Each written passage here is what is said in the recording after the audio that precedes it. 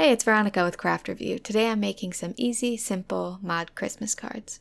For mine, I'll be using a plain piece of cardstock, 8.5 by 11 inches, some colorful papers like scrapbook paper, wrapping paper, origami paper, stuff like that, a pair of scissors, some regular glue, a brown colored pencil and a pencil for tracing, and a yellow pen and a red pen. Today I'm using some paint pens for that.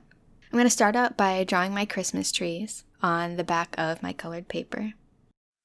They need to be about 5 inches tall. For the mod look, I just think bottom heavy or with some funky curls to them like this one.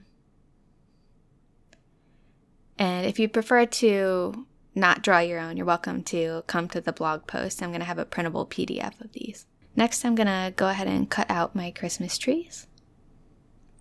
And if you're going to be doing big batches of these, you might consider doing a cardboard or cardstock pattern for them, because that'll hold up better than tracing a regular piece of paper.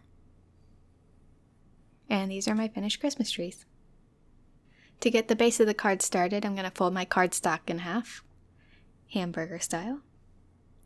And I like to set the crease with the bottom edge of my scissors.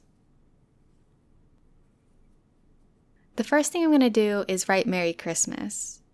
To get that sort of mid-century look to the writing, I'm going to do a little star above the I and put some little fins on the tops of some of the letters. And I also added a curly Q to the Y. Then I'll glue the Christmas trees to the front of the cards. I'm not really worried about centering these exactly. You could put some dots ahead of time if you want to make sure they're exactly centered, but I think a little bit off center totally goes with the look. And then I'll draw on some trunks for the trees with my brown colored pencil. I'm doing a thick outline and then coloring in lightly. And I'll finish up by adding an atomic star to the top of the tree, so a 6-point star with my yellow pen. And if you want to go the extra mile, you can do an inside to the card as well. I just wrote Happy New Year in mine, and it ended up more of an Art Deco style, but I think it goes with it. I did the first letters of the words and the exclamation point all extra tall, and then I just used a bunch of different colored pens to draw squiggles around it for confetti.